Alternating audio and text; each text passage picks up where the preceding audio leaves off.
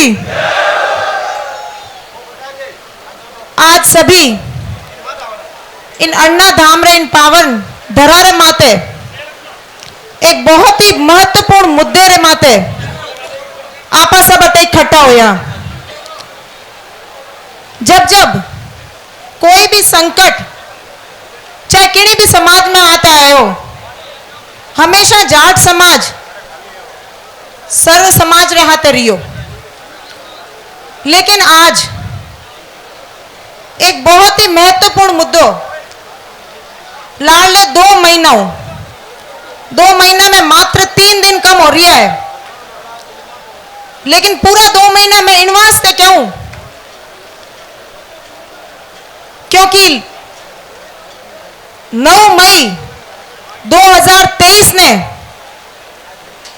पुनियारी प्याऊ, जिन्हों नाम अब हेमनगर पुनियारी प्याऊ ग्राम पंचायत है, बिन्नी 235/4 गोचर भूमि माते पड़ोसी ग्राम पंचायत रा लोग आर जेसीपी सफाई करने लगा। 9 तारीख की बात मैं आपने बताऊं तो आप पुनियारी प्याऊरा लोग या आसपास रा जिका भी बटे बिन क्षेत्र रकनला लोग है, सोचियो कि सफाई कर रही है तो कोई ना कोई मीटिंग वेला जमीन है, आपा भी इलेक्शन रे मायने कोई ना कोई कार्यक्रम रे मायने आपा इन तरह री बैठक करता रहा तो सफाई कर रही है, जना कोई ऑब्जेक्शन नहीं करियो। मैं आ बात आपने इन वास्ते शुरू बता रही हूं क्योंकि ओ भी पुनियारी प्याऊरे लोगा माते आ चीज आई थी कि पहली थे कटे हा जाग्या को नहीं। उन्हें पचे 10 तारीख ने एक दिन छोड़ पाचा 11 तारीख ने लोग पौधा लगाने की कोशिश करी तो भी लोग सोचियो, मारे कने भी फोन आया कि भाई पौधा लगा रही है जना के भाई पौधा तो बरसात रो मौसम अब आने वाला है, खाड़ा खोदता वेला पौधा लगाता वेला आपा गोचर भूमि में पौधा लगा रही है, आपा पौधा लगाऊ दो। लेकिन उन पचे 12 तारीख ने ए छीना और एक तार रोपण ने वास्ते सुबह काम शुरू करियो। जिन टाइम में बा लोगा ने सभा ने मैं पुनियारी प्याऊरा जितना भी वरिष्ठ मारा बुजुर्गगण पिता तुल्य तोड़ागे जी महाराज रे माते मंदिर माते उठे इकट्ठा होया और आज बात कही कि बा ने बुलार पूछा कि भाई ओ थे काम कहीं कर रही हो, और साथ ही साथ एक जेडीए रे मायने जार एप्लीकेशन भी भारत जी पूनिया है जिका सुबह जार दे दी, मैं एकला ही दे दी कि मारा अटे कोई काम चल रही और मैं 4 बजे रे करीब तोड़ागढ़ जी महाराज माते भेड़ा होया।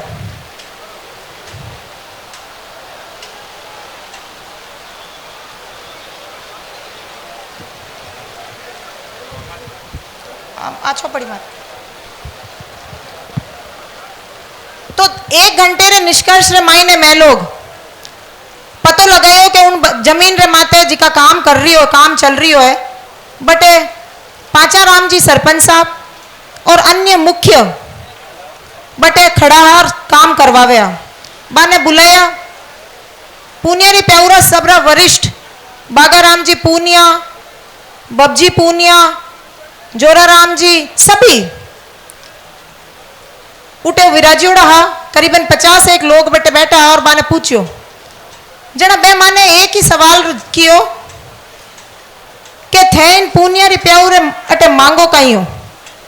जना अपने मायनू एक जनो जवाब दियो कि भाई आ तो अटे जाट समाज रा सभी लोग आसपास में रहवे, आप रा लोगारी अटे कोई जमीन नहीं, कोई रेवेन्यू रिकॉर्ड नहीं, कोई घर नहीं, तो आप अटे किन वास्ते अटे वो पौधारोपण कर रही हो, और पौधारोपण कर रही हो तो ए तारबंदी क्यों कर रही हो, अतिक्रमण क्यों कर रही हो? भाई थारे उठे जांबोजी महाराज रो पीपलाई नाडी माते मंदिर है बटे घनी मोटी जमीन पड़ी बटे ते पौधारोपण करियो, बार ते मंदिर रो उद्घाटन करियो, सब कुछ करिया बटे लगाए दो। जना क्यों के बटे थारी जनसंख्या कोनी, तो मैं क्यों भाई बटे बे बुजुर्ग जी को क्यों कि भाई अट्टे थारी जनसंख्या कटे कि मारी जनसंख्या नहीं है तो थारी जनसंख्या है, वे तो थारी औकात वे तो थे बिताए दो। आ बात सत्य है।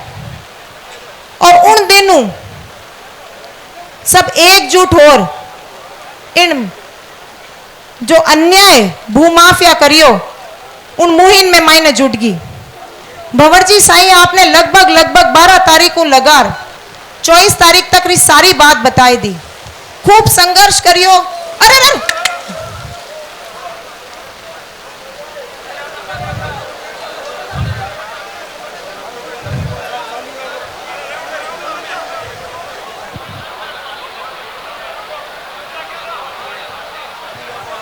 खूब संघर्ष करियो। आए पायरा सभी 20, 25, 30 गांव रा सभी वरिष्ठ जन, सभी युवा जन, सभी महिलाएं, सभी ने अपने अपने योगदान से इस लड़ाई में पूनिया की प्याऊ पर जो भूमाफियों का अतिक्रमण था उसमें सहयोग किया। न्यायपालिका ने भी इसको उचित मानते हुए हमारा साथ दिया और उसके बाद में वहां पे अतिक्रमण हटा। 24 जून 2023 को लगभग 1.5 महीने के बाद में बड़े संघर्ष के बाद में वो अतिक्रमण हटाया गया। कुछ दिन मामला शांत रहा, सब अपने अपने कार्य में व्यस्त हो गए, लेकिन कुछ असामाजिक तत्वों ने, हो सकता है कोई तीसरे व्यक्ति ने, कि जोलियाली और पूनिया की प्याऊ वहां पे रहने वाले ये दो प्रमुख समाज के लोग आपस में घनिष्ठ संबंधता है और इसके बाद में ये पूरा जाट समाज के सभी 20, 25, 30, 40 सभी गांव के लोग आज ये जाट समाज एक हो गया है। और ये एक क्यों हो गया है? उनके पेट में दर्द होने लगा जिन्होंने उस रात को पेड़ उखाड़ के फेंके। मैं किसी एक जने का या किसी एक संबंधित समाज का नाम नहीं लूंगी, एक व्यक्ति का नाम नहीं लूंगी, निश्चित रूप से वो कोई भी हो सकता है। किसी एक जने का नाम लेना उचित नहीं है क्योंकि हमें नहीं पता।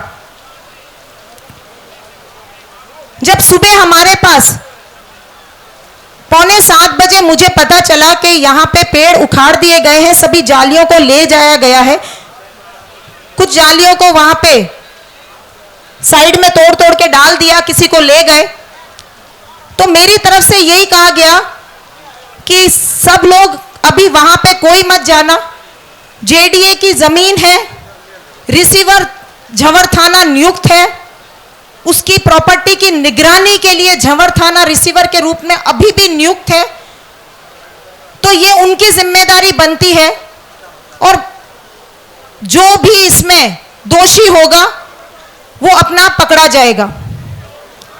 उसके बावजूद भी 6:45 बजे मुझे खबर मिलती है और 7 बजे वहां पे 2 टोली भर पटिए लाके वहां पे चौराहे पर खड़ी कर दी जाती है संबंधित समाज के से, और उनके लोग 20-25 जने वहां पर आकर खड़े हो जाते हैं और आने वाली उस सड़क से, चाहे वो महिला गाय चराने जा रही हो, कोई टोल से वहां पे डांडनिया आगोलाई से कोई व्यक्ति आ रहे हो जो हमारे समाज का हो, चाहे वहीं के संबंध हमारे समाज के लोग गौशाला में गायों को चारा डालने जा रहे हो, चाहे किसी भी कारणवश उस NH 125 पे व्यक्ति जा रहा हो और उसकी गलती वहां जाने की नहीं है, उसकी गलती है कि वो जाट है और उन लोगों ने उनके ऊपर हाथापाई करनी शुरू कर दी। 7:30 बजे से लेके 8:30 बजे तक 1 घंटे के अंदर वहां से जो भी जाट गया उसको उन्होंने मारा और पुलिस की देखरेख में मारा। ये पुलिस खुद कह रही है कि हम वहां खड़े थे। जब खड़े थे तो मारपीट कैसे हो गई? फिर मैंने उन लोगों को कहा, मेरी लगातार 8 बजे के बाद में एडिशनल एसपी हरफूल सिंह जी से बात चल रही थी, वहां का एसएचओ ने फोन नहीं उठाया और उन्होंने कहा कि हम मौके पे पहुंच रहे हैं। मैंने कहा मारपीट हो गई, उन्होंने मुझे कहा आप उनको झंवर थाने भेज दो। 9 बजे के करीब 9 और 9:30 के बीच में जिनके साथ भी मारपीट हुई वो लोग और उनको ले जाने वाले 2-3 जने सभी झंवर थाने पहुंच गए और 9 बजे तक झंवर थाने वो लोग पहुंचे और यहाँ पे संबंधित समाज यहाँ पे पूरा इकट्ठा हो चुका था, जैसे पौधा टूटने की दर्द केवल उन लोगों को ही है, जैसे अभी भी वो अपनी जमीन को अपना ही हक जमा रहे हैं। पूनिया की प्याऊ के सभी लोग और आसपास के गांव के सभी जाट समाज के लोग तोलागढ़ जी मंदिर पर इकट्ठे हुए। 12-1 बजे तक कोई भी व्यक्ति उस स्थान पर नहीं पहुंचा और लगातार उनकी गाड़ियां भर भर के वहां पे उस एरिया में आती रही। मैं आपको इसलिए बता रही हूं क्योंकि स्थिति को अवगत होना बहुत आवश्यक है। आप लोग सब बाहर से, आसपास के 100 गांव से आए हैं। हम जो फेसबुक पे देखते हैं, हम जो न्यूज में पढ़ते हैं, व्हाट्सएप पे देखते हैं, उनमें से हो सकता है कुछ बात सत्य हो सकता है कुछ बात गलत हो, लेकिन जो मैं बता रही हूं वो मैं खुद वास्तविक रूप से वहां पे थी, इसलिए बता रही हूं। बारिश बहुत तेज हो गई है, असुविधा यहां पे हो रही है, लेकिन आप लोगों का बहुत बहुत धन्यवाद है कि आप लोग अभी भी मेरी बात को सुन रहे हैं।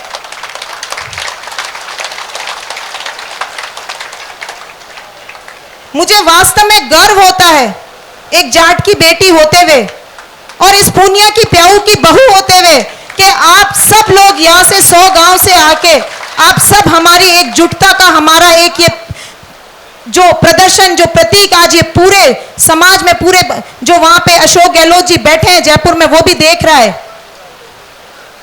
तो बात आई कि 1 बजे तक वहां पर लोग इकट्ठे थे और उनके संबंधित लोग वहां पे पहुंच रहे थे। मैं कहना चाहूंगी इस प्रशासन से, ये पूछना चाहूंगी कि आपने 144 धारा जब शाम को 5 बजे लगाई और 200, 250, 300 जने जब उस संबंधित अतिक्रमित भूमि पर, जो विवादित भूमि थी, उसके आसपास जब इकट्ठे होने लगे, क्या आपको याद नहीं आया 144 धारा कि यहां पे उन लोगों के इकट्ठे होने की वजह से विवाद बढ़ सकता है? क्या वो विवाद होने का इंतजार कर रहे थे? क्या वो उन पक्ष के साथ थे कि जब ये विवाद हो और आपस में जब इस तरह की वारदात हो तो हम संबंधित जाट समाज के लोगों को हम पकड़ के ले जाएं, उनके ऊपर मुकदमे करें? क्या इस साजिश की वजह से क्या पौधे तोड़े गए थे? हो सकता है कि प्रशासन के सारे व्यक्ति इस घटना के अंदर वो साथ में नहीं हो, लेकिन उन लोगों को 1-2 बजे तक शय देना ये प्रशासन की लापरवाही थी। 2-2:30 बजे मुझे पता चला कि मलखान सिंह जी समाज के हमारे लोग जो बैठे हैं उनके साथ वार्ता करने आए। उन्होंने अपने समाज के लोगों से भी वार्ता करी और यहाँ पे भी आके वार्ता करी और हमारी सिर्फ एक ही मांग की कि हमारे को पौधे लगाने से कोई ऐतराज नहीं है, आप पौधे लगाएं, लेकिन उससे पहले मुकदमा दर्ज करें कि जिन लोगों ने पौधे तोड़े, चाहे वो किसी भी समाज का हो, जो गुनहगार है, जिसने अपराध किया है, वो जेल के पीछे होना चाहिए। ये हमारी मात्र इतनी सी मांग थी, लेकिन सामने वाले पक्ष की ये मांग थी पुलिस प्रशासन से, जेडीए से और अपने निर्वाचित जनप्रतिनिधि से कि केस लगाए चाहे नहीं लगाए, हमारे तो अभी पौधे लगने चाहिए। और उन लोगों को इस तरह से पौधों की गाड़ी अचानक से आई, सामने वाले पक्ष की महिलाएं उस अतिक्रमित, उस विवादित जमीन के अंदर जाने लगी, तब हमारे भी भाई बहन, क्योंकि उनको दर्द था पिछले 1.5-2 महीने से जिस संघर्ष के लिए वो लड़ रहे थे और उनकी बात सुनी नहीं जा रही थी, प्रशासन ने एकमात्र बात नहीं सुनी। मैंने मलखान जी को उसी समय फोन किया, मैंने कहा यहां से पौधों की गाड़ी गई है और वहां पे खड़ी हुई है, यहां पे कुछ ना कुछ घटना अवश्य घटित होने वाली है। आप पुलिस प्रशासन को और जेडीए को बोले वार्ता एक तरफ ना करें, वार्ता दोनों तरफ होनी चाहिए। ये पक्ष भी क्या चाहता है, हमारी वो जमीन जेडीए की है, रिसीवर उसमें झंवर थाना है, अभी तक झंवर बैठे उन 5 लोगों का मुकदमा दर्ज नहीं हुआ है, 2-2:30 बज चुके हैं और ना ही सुबह रात को जो हुआ चोरी हुई कितने बजे हुई, लेकिन अभी तक 2:30 बजे तक उसका भी मुकदमा नहीं दर्ज हुआ। पुलिस प्रशासन इतनी ढिलाई क्यों कर रही है? लेकिन बात हाथ से निकल गई। वहां एक सुबह 7 बजे से पीले कलर का डंपर, जिसका नंबर और वो कौन चला रहा था, उस व्यक्ति की सारी जानकारी की सूचना हमें पता है और हमने इसकी बात भी उनको कही प्रशासन को। उसने अचानक से बहुत ही तेज स्पीड से 100-150 की स्पीड से मारने के उद्देश्य से, जहां हम बैठे थे वहां मैं खुद मौजूद थी, मात्र 1.5 फुट से वो डंपर एकदम से निकला कुचलते हुए, लहराते हुए। तब वो सारी की सारी जो भीड़ थी उस डंपर को उसको पकड़ने के लिए भागने लगी, लेकिन वो मेघलासिया की तरफ भाग गया। लोगों को, बच्चों को, महिलाओं को, सबको लगा कि वो शायद वापस आएगा मारने के लिए। तब उन्होंने कहा कि आएगा तो हम यहीं रोक देते हैं उसको, इसीलिए वहां पे मात्र 15-20 मिनट के लिए कुछ पत्थर रखे गए थे। लेकिन आज पुलिस प्रशासन की इतनी जाती कि 3 दिन तक किसी भी तरह का जो हम मुकदमा दर्ज करवाना चाहते थे वो दर्ज नहीं किया। ये सारी बात की घटनाएं आप लोगों को अब मालूम ही होगी कि बाद में 6 बजे हुआ, फिर रात को 8:30 बजे हुआ, लाठीचार्ज हुआ, पथराव हुआ, ये सारी बातें हो गई। 7-7:30 बजे मैं राजीव गांधी थाने पहुंची। वहां पे एक मुकदमा था। मैंने बहुत ही हाथ जोड़ के मैंने उनको कहा कि ये 9 बजे से आए हुए हैं, 5 जने वहां बैठे हैं, 1 जना राजीव गांधी थाने में बैठा है, आप क्यों नहीं दर्ज कर रहे? तो उन्होंने दर्ज किया। 8:30-9 बजे मैं वहां पहुंची झमर थाने में। आप बताइए, सुबह 9 बजे से व्यक्ति जिनके लगी हुई है उनको हॉस्पिटल में अपनी पट्टी करवाने जा रहे हैं। एक का हाथ टूट गया, एक की आंखों के ऊपर यहाँ पे लग के सीधी आंख उसकी फूट जाती, एक महिला के सारे कपड़े फाड़ के उनके कुर्की और गले से कंठी छीन के उनके पकड़ के उसको मारा गया, वो वहां बैठी महिला। इस तरह के हमारे जो समाज के लोग थे जिनके साथ मारपीट करी, वो 9:30 बजे तक वहां बैठे रहे। 10:30 बजे तक बात करते करते करते उन्होंने कहा कि ठीक है हम लिखते हैं। हमने कहा क्यों नहीं लिख रहे आप अभी तक FIR? उसके बाद उन्होंने रफ में लिख के उन्होंने कहा लिख दो, ऑनलाइन जब SHO आएगा तब करेंगे। हमने कहा ठीक है। 11 बजे हम चले गए। दूसरे दिन तक भी पौधे चोरी होने की FIR नहीं लिखी गई। क्या यह न्याय संगत है? यह न्याय संगत नहीं हो सकता। पौधे लगाने के लिए उतावल है, हम मना नहीं कर रहे, लेकिन जिन्होंने वो पौधे तोड़े, जालियां हटाई, जो कार्य किया है, हम आज भी उसकी मांग करते हैं। 3 दिन के बाद में उसकी रिपोर्ट दर्ज हुई। हम 3 दिन के बाद में हम बद्री जी जाखड़ साहब से मिलकर हम कमिश्नर साहब से मिलने गए। उस दिन संडे था। कमिश्नर साहब ने कहा मैं ऑफिस में नहीं रहूंगा, आप घर भेज देना। हम 15-20 जने वहां गए और अंदर वार्ता करने के लिए, हम उनसे बात करने के लिए कि उनको स्थिति समझानी है, क्योंकि उनको स्थिति 12 बजे 1 बजे के बाद वाली स्थिति तो सभी पुलिस के अधिकारी उनको समझा रहे हैं, लेकिन सुबह 7 बजे से लेके 9 बजे तक क्या हुआ और 9 बजे से लेके 1 बजे तक क्या घटना हुई, कौन सी FIR दर्ज हुई, कौन सी नहीं दर्ज हुई, ये कमिश्नर को नहीं पता था। और अगर पता भी था तो उन्होंने हमको बोला कि मेरे को तो 12 बजे के बाद की घटना पता चली। हमने सबने उनको अच्छे से बैठ के समझाया कि ये घटना हर एक पल की उनको, जैसे मैं आपको बता रही हूं वैसे उनको बताई हमने। तब उन्होंने पूछा अपने निचले अधिकारी को, क्या उन 5 लोगों की FIR दर्ज हुई? तब उसने कहा नहीं हुई। क्यों नहीं हुई? ये 3 दिन का डिले क्यों किया गया? तो मैं सिर्फ इतना आप सब लोगों से, हम आज इसलिए इकट्ठे हुए हैं कि इस तरह से प्रशासन उनकी FIR दर्ज नहीं करता है। उसके बाद में हमारे जिस व्यक्ति को, जिन्होंने पथराव से लगी एक जना जो डंपर आया और उस समय जब महिला मेरे कुछ पास खड़ी थी, एक पत्थर आया और उसके सर पे आके लग गया। मेरा बचाव हुआ लेकिन उसके सर पे आके लग गया। वो बिल्कुल मेरे पास में खड़ी थी, उसके सर से खून बहने लगा। मैं तुरंत अपनी गाड़ी में बैठ के मैंने अपने डॉक्टर साहब जो एम्स में हैं उनको फोन किया। मैंने कहा कि उसको एम्स लेके आना है। उन्होंने कहा यहाँ मत लाना, वो वहां से रेफर करेंगे, पीएससी पे दिखा दो, अगर टांके हैं तो 2-3 टांके वहीं लग जाएंगे। उसको लेके गई, उसका इलाज करवाया, उसको पुनः लेके आई। जब तक आई तब तक मामला शांत हो चुका था। हमारे 10-1 लोगों को पत्थर से या किसी भी अन्य चीज से लग चुकी थी और वो स्कॉर्पियो में बैठ के जोधपुर दिखाने की तैयारी में थे। उस लेडी का भी नाम उस एफआईआर में लिखा गया है।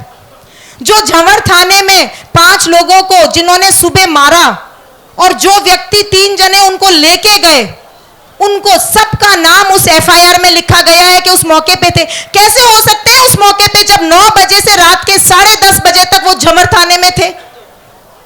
इस तरह की झूठी एफआईआर उन्होंने करी, झूठे मुकदमे उन्होंने लगाए।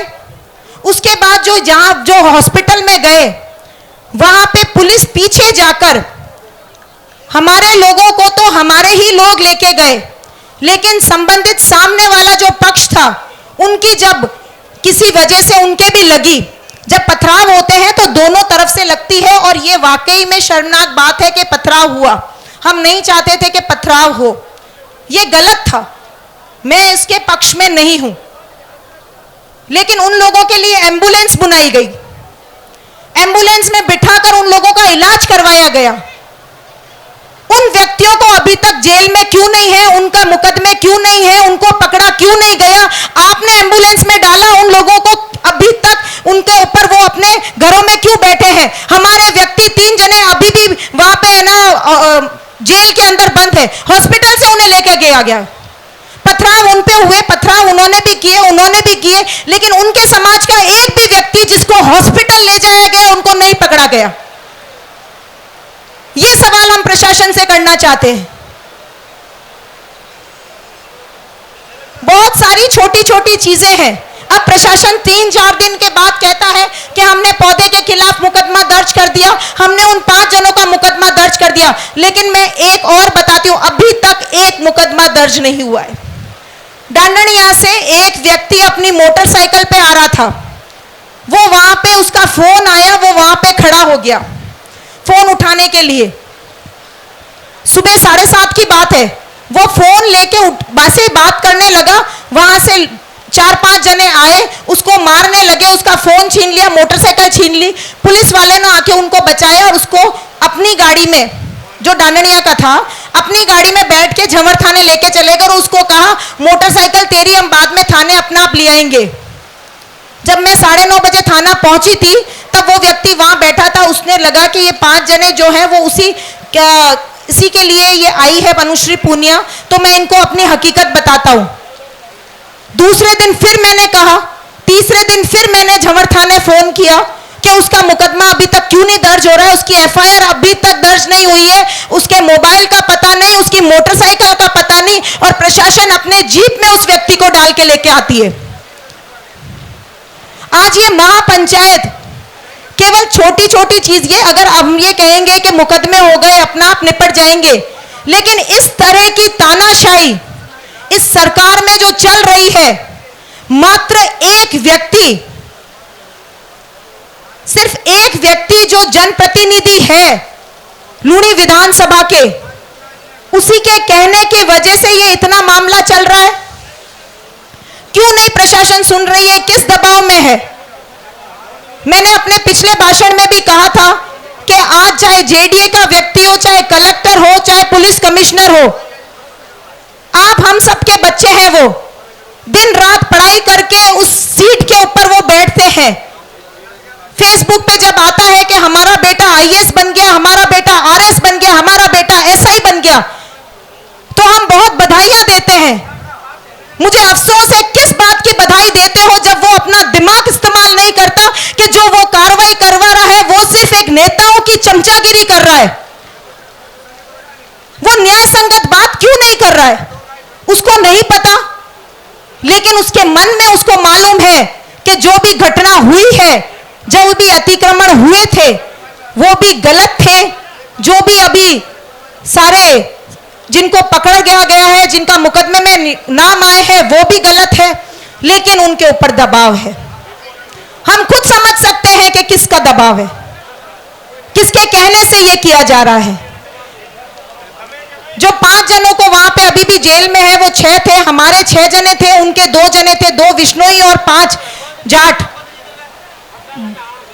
बुजुर्ग का करके, क्योंकि विश्नोई समाज में, और वो इनोसेंट थे, जिनको पकड़ा वो इनोसेंट थे, उन बासा का भी कोई कसूर नहीं था, वो विश्नोई है, लेकिन मैं उनका पक्ष इसलिए ले रही हूं कि वो उस वारदात में शामिल नहीं थे। मात्र और मात्र क्योंकि हमारे पकड़े गए इसलिए उनका भी पकड़ना जरूरी था। जो गुनहगार थे उनको नहीं पकड़ा गया। भाई साहब एक बार आप शांत रहें प्लीज। Sarwan ji 2 minute. 151 के अंदर उनकी जमानत हुई, उनके तरफ से एक छोड़ा गया, हमारी तरफ से एक छोड़ा गया। एक लड़का उनका भी है और 5 जने हमारे जाट समाज के लोग हैं। बाद में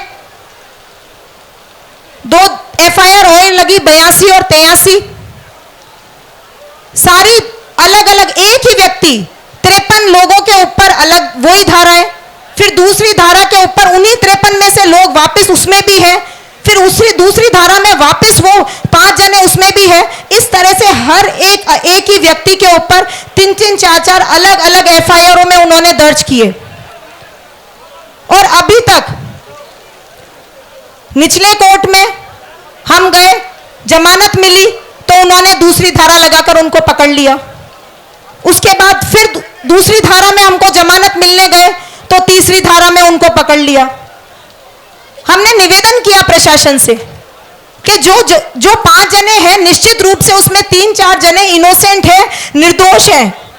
जब जांच होगी, आपकी पूरी जांच पड़ताल करके जो बाकी लोग अगर आप पकड़े जाएं उसमें आप पकड़ लेना। आप बार बार उसमें बुजुर्ग भी हैं, आप उनको इस तरह से जेल में ना रखें, उनकी जमानत हो गई है, वापस आप ऐसे नहीं करें, आप सहयोग करें।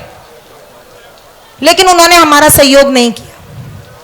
सेशन कोर्ट में भी परसों खारिज हुआ, कल सोमवार को फिर से हाई कोर्ट में मामला दर्ज होगा, उसमें हम वापस उसमें उनको अपील दिलाने के लिए ट्राई करेंगे, लेकिन वो 1 हफ्ता चला जाएगा।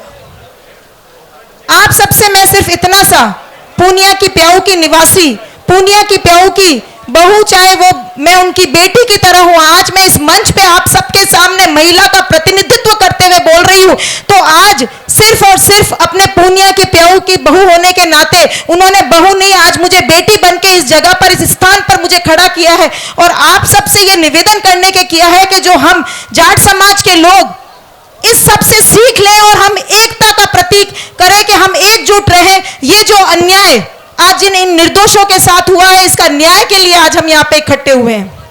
और आने वाले समय में अगर हमें आज न्याय नहीं मिला, आज इस तरह से हमारे ऊपर अत्याचार, चाहे प्रशासन की वजह से हो, चाहे राजनीतिक किसी लोगों की वजह से हो, चाहे सरकार की वजह से हो, चाहे किसी भी तरह से हो, ये अन्याय आने वाले समय में पड़ोसी गांव में, उसके बाद पड़ोसी जिले में, कहीं पे भी हो सकता है। हम जाट समाज के लोग दिल से सोचते हैं, आज हमारे पास अगर वो कोई भी आता है, हमसे माफी मांगता है, कुछ करता है, तो हम कहते हैं कि उनको माफ कर देते हैं। समझौता हुआ, सुलटारा हुआ, हम सब मान्य थे, हम सब खुश थे, लेकिन उसके बाद इस तरह से कार्य करके हमको फिर से एक लड़ाई का बहुत बड़ा आने वाली पीढ़ी के अंदर ये टीस डालने की बात उन लोगों ने करी। आपको अगर नौजवान यहां पे सब बैठे हैं, फेसबुक सब चलाते हैं, विजय बेनीवाल का लाइव 4-5 दिन पहले आया था, 4-5 दिन पहले आया था, उसको आप देखना।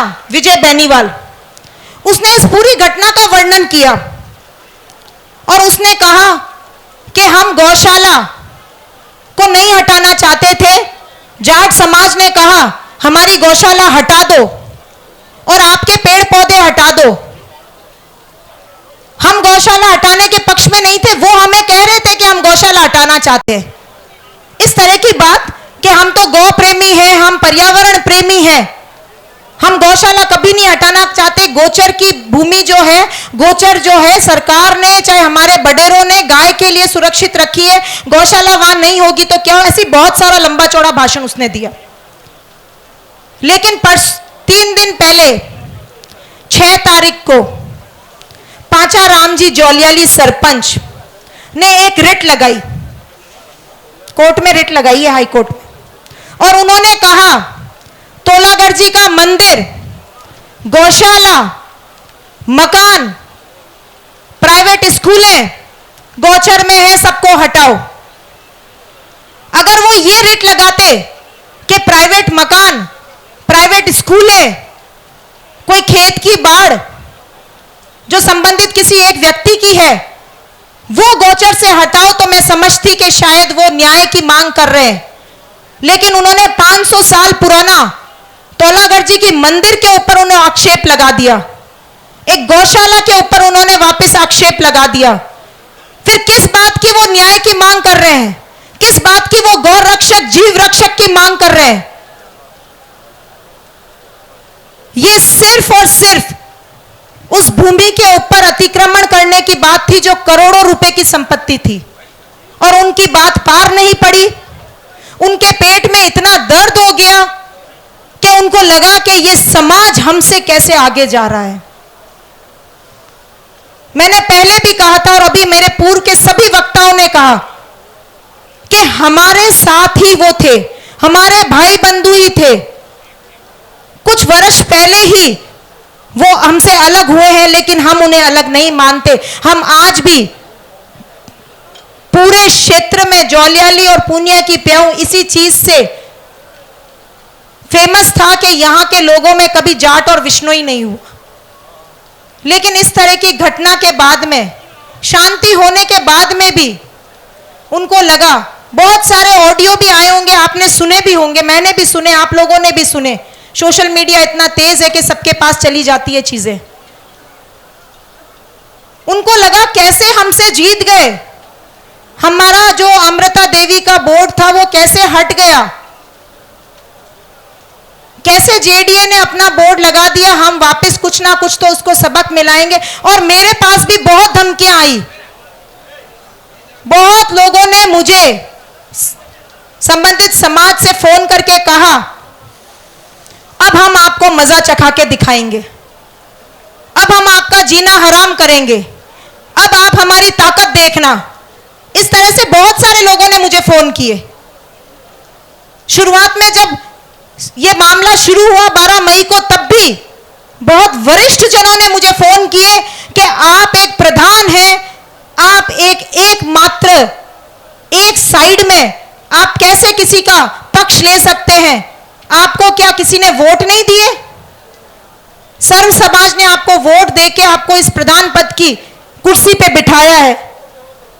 तब मैंने उनको एक ही जवाब दिया, मैंने कहा सामने जो मेरे से वरिष्ठ पद पे है, मुझसे ज्यादा वोटर उनके पास है, विधानसभा का पूरा अधिकारी है वो, क्या उनको किसी ने वोट नहीं दिए सर्व समाज ने? तो वो एक पक्ष की क्यों बात सुन रहा है? तो हमें अब निर्णय लेने का हमारा समय आया है। आज ये महापड़ाव, महापंचायत, आप लोगों का सहयोग सिर्फ इसलिए चाहिए कि आज हमारे साथ हुआ है। हमारे साथ तो आप लोगों को न्याय में हमारे साथ जुड़ना ही है और जुड़े भी हैं। आने वाले समय में ये और किसी के साथ ना हो, हमें अब एकता का प्रतीक रहना चाहिए। पूनाराम जी दवा साहब, जाट समाज के अध्यक्ष, इस अण्णा धाम के इसके अध्यक्ष, मुझे हमेशा एक बात समझाते रहते हैं। मुझे कहते हैं जब मैं राजनीति में आई थी, मैं कहती हूं क्यों जाट इतने लड़ते हैं? मैं आगे बढ़ रही हूं तो मेरे टांग खींची, वो आगे बढ़ा तो मैंने उसकी टांग खींची, वो आगे बढ़े तो उन्होंने उनकी टांग खींची। ऐसा क्यों होता है? तो कहते हैं जाट शब्द में इधर है, ज का इधर है। शायद उन्होंने अभी अपने भाषण में भी कहा होगा कि ज इधर है और ट इधर है, इसलिए साथ नहीं हो सकते। लेकिन अब समय आ गया है। वो मुझे एक और बात कहते हैं कि अमृता देवी जो थी वो तो जाट ही थी, जो शहीद हुए 363 वो भी सब जाट थे, ऐसा मुझे कहते हैं, वो मुझे बताते हैं। तब मैंने कहा कि जब 400 साल 350 साल पहले जब वो जाट थी और संबंधित समाज ने विश्नोई उन्होंने कहा कि अमृता देवी हमारे समाज की है, उस समय भी हमारे जाट बोले थे कि हमने ये ऐसा होने दिया। लेकिन उस पर रिसर्च चल रही है, उस बात को नहीं कहती। मेरा सिर्फ इतना आपसे कहना है कि हम सब, चाहे कोई भी स्थिति हो, चाहे कोई भी परिस्थिति हो, चाहे कैसा भी राजनीतिक दल हो, हमें समाज के साथ रहना चाहिए। और मैं मन से इसलिए कह रही हूं क्योंकि अभी कुछ ही महीने पहले पीपलाई नाडी पर जो जांबाजी महाराज के मंदिर का उद्घाटन हुआ था, वहां पे सभी गांव के विश्नोई समाज के लोग इकट्ठे थे, दूसरे समाज के लोग भी थे, लेकिन इसी तादाद में जितने आज हम हैं उस तादाद में वहां पे लोग थे। बाहर से सब आए और वहां पे किसी प्रतिष्ठित व्यक्ति ने उस मंच से ऐसा कहा कि चाहे कोई भी राजनीतिक टिकट लेके आए, लेकिन हमें सिर्फ अपने समाज को वोट देना चाहिए। मुझे बड़ी हैरानी हुई ये सुनकर।